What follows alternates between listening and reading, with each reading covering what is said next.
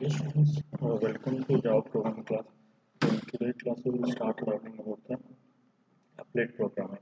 So in the previous classes, we discussed about exception.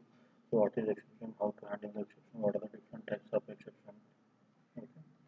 So the next part, we will start discussing about the applet program. So here we will discuss what is the applet, how to create the applet, what is the life cycle of the applet, how to run the applet, what are the different ways to run the applet, and so on. So let's start with the introduction. The applets are the small Java programs that are primarily used for internet computing.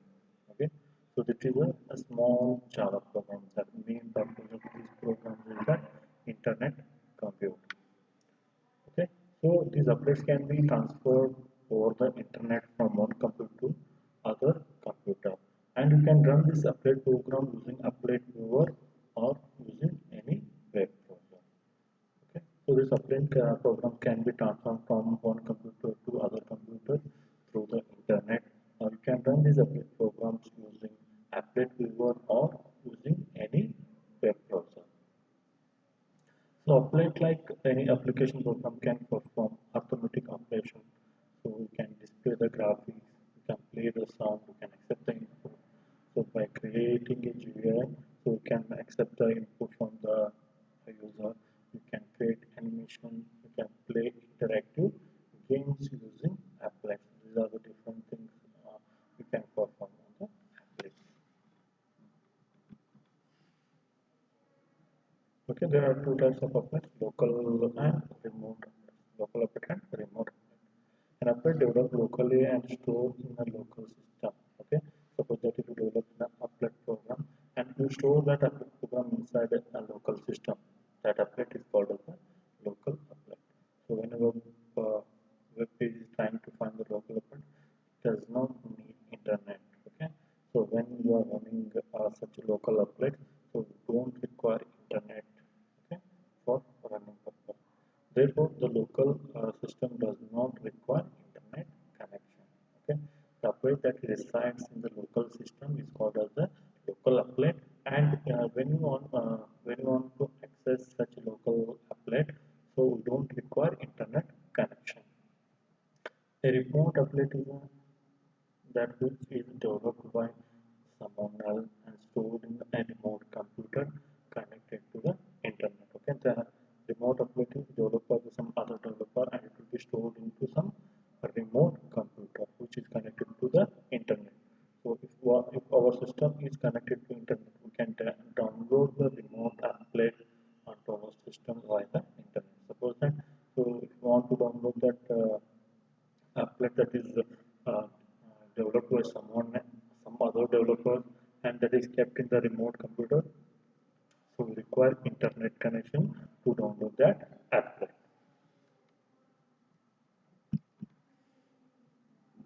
Okay, so next we'll see loading a local and remote applet.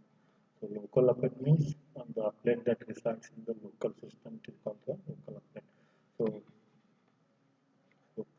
load that, we don't require any internet connection because that resides in the local system itself. Okay, so when you run the applet, it will load the applet. Okay, next we'll discuss about the remote applet. Okay, these remote applets are developed by some other developer and be kept into remote computer. Okay, so it will be kept into remote computer. So our local computer will interact with the remote computer and it will download the remote applet. So once we download the remote applet through the internet, we can run or we can load that applet in our system. So that is loading local and remote applets. So next we will see how the applets program is differ from the Java application. So we can consider that applets and standalone application as Java programs, there are significant difference between them. Both are a standalone application which is not depend on any other program or application. So applets are not fully featured application program. They are usually written to accomplish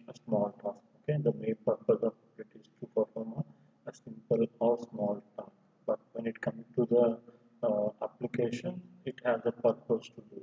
Okay, so it has a problem to resolve. The applets are designed to use on internet, so they impose certain limitations that restrict to their design. So when you are developing any applet, the applet is a remote applet which is deployed or which is at the remote computer. So in such situation, we require internet connection so that we can download that applet into our local system and we can load that applet. So in such situation, we can have some certain limitation and restriction in their data. So applet don't use a main method. The main important thing about applet is that so here we don't have a main method for initializing the execution of code. Applets when the loaded automatically call the certain methods of the applet class and start execute the applet code. So these applet methods will be discussed when we are discussing about the applet lifecycle. So unlike the standalone application, applets cannot be run independently. Okay. So when you want to run applet program, you require a HTML file. So inside the HTML applet tag, you need to mention your applet code. That is Java applet. So this when if you want to run the applet program, it must be dependent on HTML file. Applets cannot read from or write to files in a local computer. So we are working with for IO operations on file, so that is not possible with respect to applet. So applet cannot run any program from the local program. So applet it's not possible from applets to run any program from the local computer. Applets are restricted from using libraries from the other languages such as C, C++. Okay, so applets have some limitation that it's not possible to use the libraries from the languages like C, C++.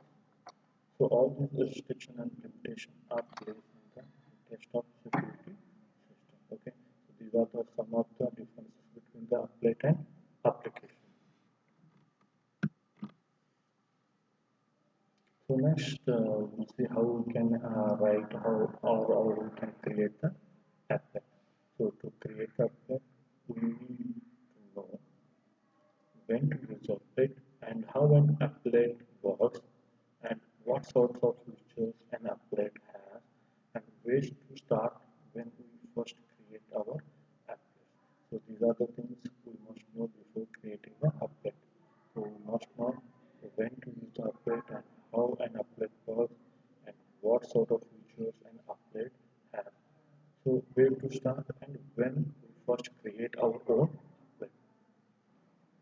So before creating our own applets, one must make sure that Java is installed properly and also ensure that either the Java applet viewer or Java enabled server is available. Okay, so we'll be running in your applet programs using the Java applet viewer or Java enabled browser.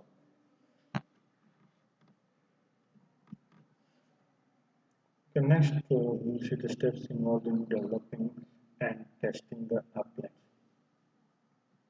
So first one is so we need to write applet code.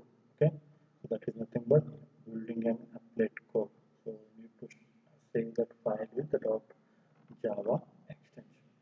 Next, after building, so we need to compile that program so that we can get an executable applet. That is dot class, creating an executable applet by compiling the applet code.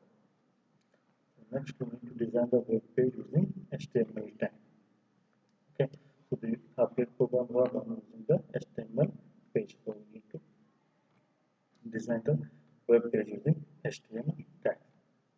So next, so inside the HTML tag, we must include applet tag.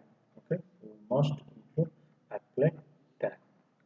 So inside this applet tag, so we need to mention the applet class file. We need to mention the applet class. So once you include the applet tag, next you need to save your HTML file and you need to test in the applet code. You need to run your second way of running your applet program, that is using a web page or using HTML code. So if you have applet viewer in your any editor, you can directly run applet program inside the editor itself. So we'll create a simple applet program and we will run using the Eclipse IDE. Okay. Thank you, students.